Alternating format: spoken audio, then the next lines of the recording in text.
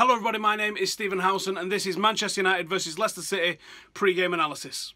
Now we've seen Manchester United in the last couple of weeks score back-to-back 4-0 victories against West Ham and Swansea, and Craig Shakespeare brings his Leicester side to Old Trafford for what should be another 3 points for the Reds.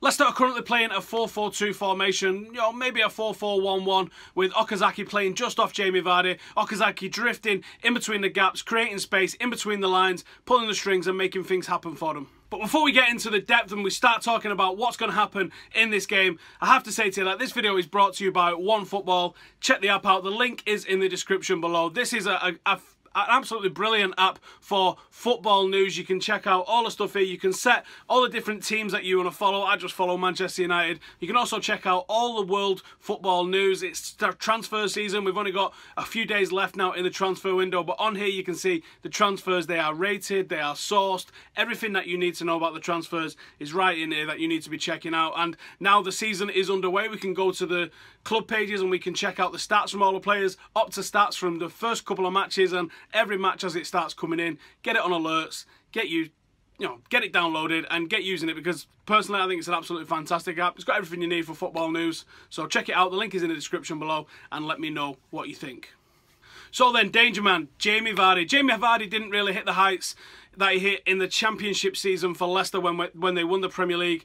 And like most of the Leicester side, they struggled last year, really. I mean, I think that was a lot to do with the weight of being Premier League champions. I think opponents also recognised a little bit of what they did the previous season.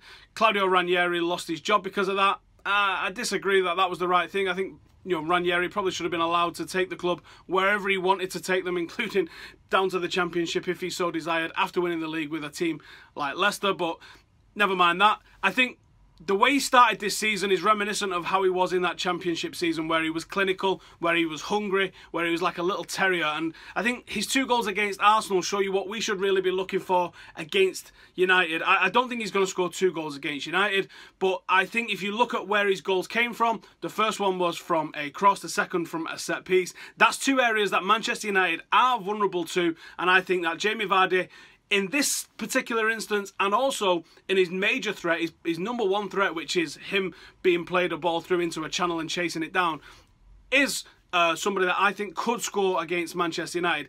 Like I said, he's a little terrier. He thrives on the counter-attack. When a ball's played ahead of him, especially into one of the channels, he's lethal. He's comfortable operating in those sort of areas. He's comfortable operating solo, and he's got the ability and the know-how to get into the box and get a shot off. I think his accuracy, once he's taken a shot, isn't the greatest. I don't think he's the greatest finisher in the world, but his determination, his tenacity gets him into the sort of positions where he can take shots, and if you're taking lots of shots, even with a low conversion rate, you are going to score some goals, and that's something that Manchester United definitely need to be aware of coming into this game.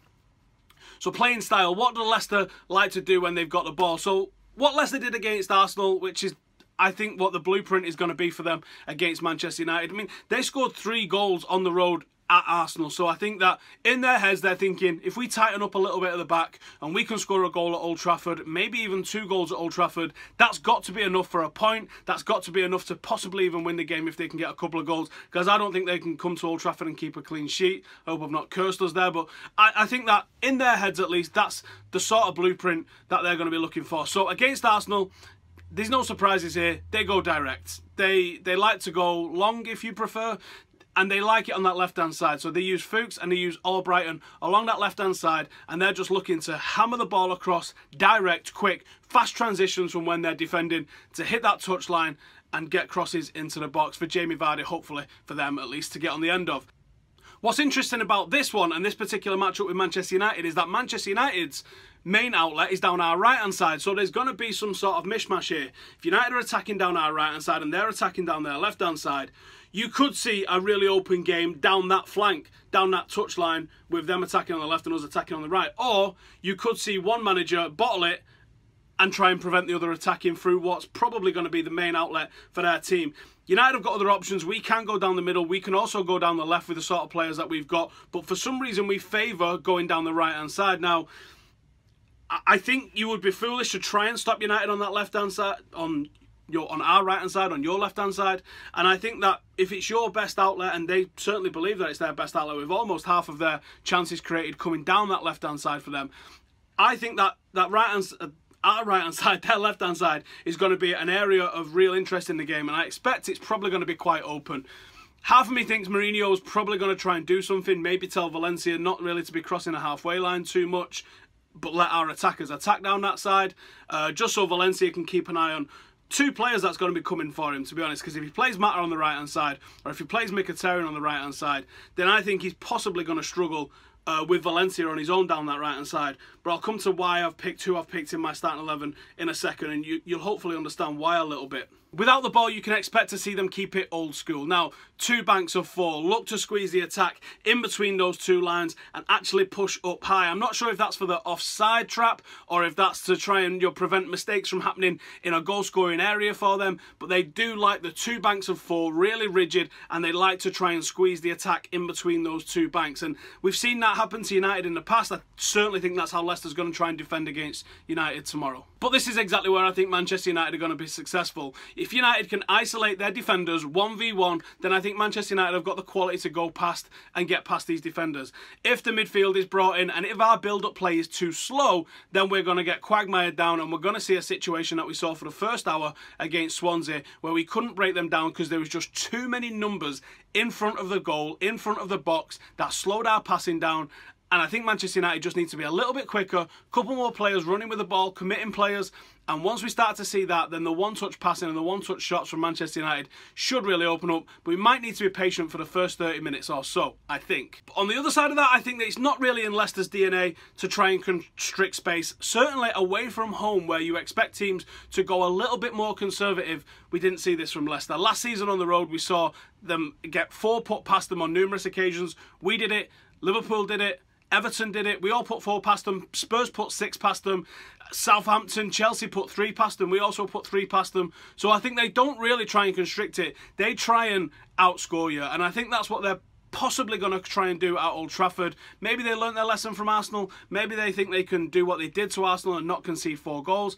But I do think there's going to be a little bit of an element of a shootout in this one. And I don't see it being a clean sheet for Manchester United in this instance. But I do think there's going to be goals in this game. Now, the weak link for me in this Leicester backline is Wes Morgan. Captain Morgan, the guy that was so instrumental in their title victory. I think as he's getting older, he's becoming more vulnerable. I think he's becoming a little bit more easy to target, and he's the guy that commits the most fouls in this Leicester side, and I actually think there's a penalty in him. I think there's a penalty in him with someone like Lukaku or Mkhitaryan running at him. I think he will bring them down. I think there's free kicks, there's penalties, and I also think he's the weakest in the air out of that back line. I think Harry Maguire's a little bit better. Robert Huth, if he was playing, is certainly better in the air.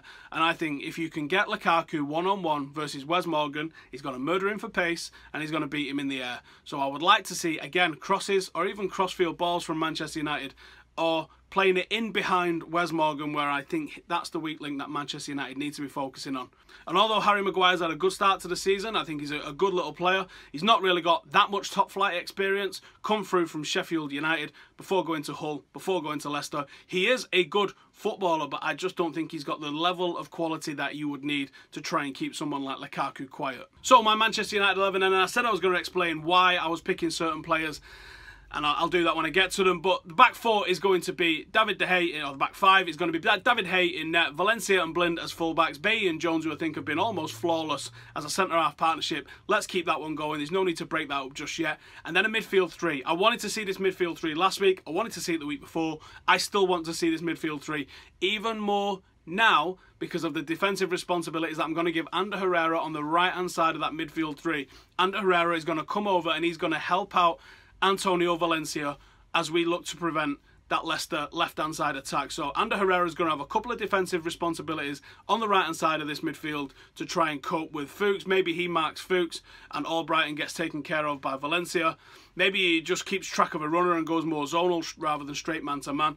But I think Ander Herrera in this instance, because I think he gets really congested in that final third for Manchester United.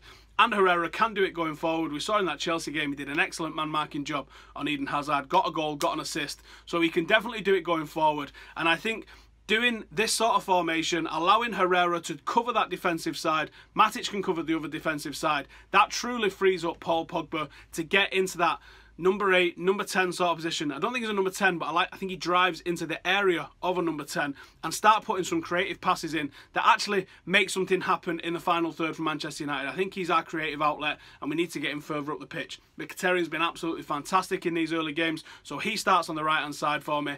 And I think Anthony Martial plays on the left-hand side because I think he's deserved it and I think he's earned a starting place. I'm not dropping Rashford, but I am promoting Martial on the back of his success because I think just from a team morale point of view, if you can see one of your teammates absolutely smashing it and then getting the rewards that everybody expects that he should be getting, then I think that's good for the soul. I think that's good for morale. If you see someone that's absolutely deserving of a starting place and then he plays someone who's maybe not deserving of it or maybe is having a little bit of criticism or something along those lines and you're like, why is he not starting this guy? I think that can be bad for morale ultimately.